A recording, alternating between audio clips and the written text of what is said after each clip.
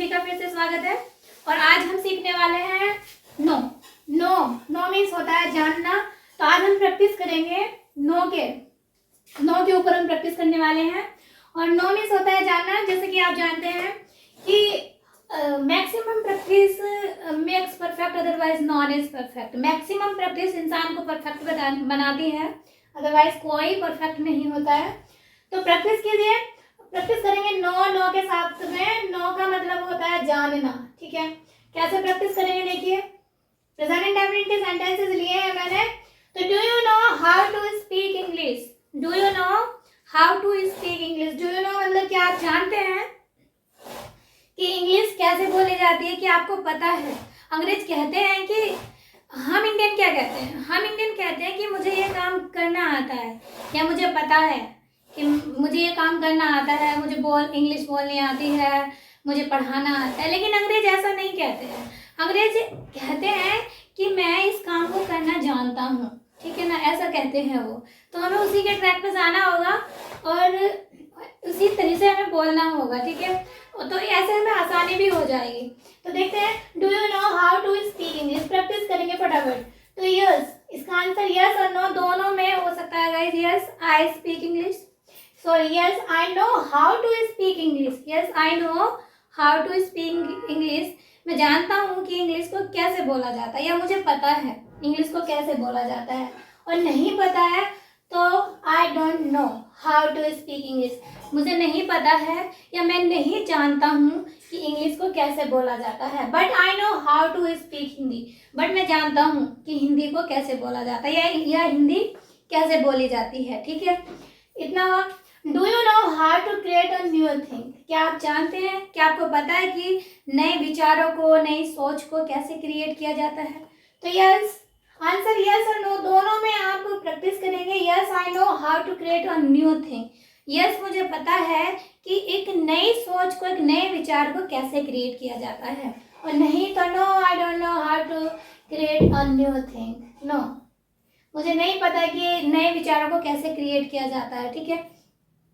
And next है, does your father know how to read Ramayana? अब क्या आपके पापा जानते हैं कि रामायण कैसे पढ़ी जाती है? अब पापा के स्थान पर आप मदर कर सकते हैं, है ना। Does your mother know how to read Ramayana? क्या आपकी मम्मी को पता है कि रामायण कैसे पढ़ी जाती है? वो जानती हैं कि रामायण कैसे पढ़ी जाती है की बात है। Do you know how to remove the crime? क्या आपको पता है, क्या आप जानते हैं कि क्राइम को कैसे रिमूव किया जा सकता है? तो yes I know how to, yes I know मुझे पता है कि कैसे क्राइम को रिमूव किया जा सकता है। कैसे किया जा सकता है? We can remove crime, we can remove the crime with the help of education. हम एजुकेशन की सहायता से क्राइम को रिमूव कर सकते हैं। तो इसलिए मुझे पता है। तो do you know how to remove the crime? तो यस और नो दोनों पे प्रैक्टिस करनी है गाइस। अगर if you want to speak English you have to more practice, ठीक है। अगर आप इंग्लिश बोलना चाहते हैं तो आपको मोर प्रैक्टिस करनी होगी। Do you know how to remove, ये तो हुआ। तो do you know how to teach mathematics? अब यहाँ पे मैथमेटिक्स है। क्या आप जानते हैं कि मैथमेटिक्स कैसे पढ़ाया जाता है? मैथ को कैसे पढ़ाया जाता है? मैथ के स्थान पे इकोनॉमिक्स को कर लीजिए। प्रैक्टिस करनी है ना आपको, तो इकोनॉमिक्स कर लीजिए और हिस्ट्री कर लीजिए, हिंदी कर दीजिए, जितने भी सब्जेक्ट, सोशोलॉजी कर दीजिए। कि do you know how to teach sociology? Do you know how to teach history? Do you know how to teach economics? तो इस तरह से आप अगर गाइस प्रैक्टिस करते हैं तो आपको इंग्लिश बोलने से कोई नहीं रोक पाएगा। Do you know how to prepare project? क्या आपको पता है कि प्रोजेक्ट को कैसे तैयार किया जाता है, एक प्रोजेक्ट को कैसे बनाया जाता है? आई मीन, तो इस तरह से आप नो को और हाउ टू के साथ में बहुत अच्छी प्रैक्टिस कर सकते हैं और अपनी इंग्लिश को इम्प्रूव कर सकते हैं और एक बिल्कुल धारा प्रवाह भाषा आप बोल सकते हैं इंग्लिश में।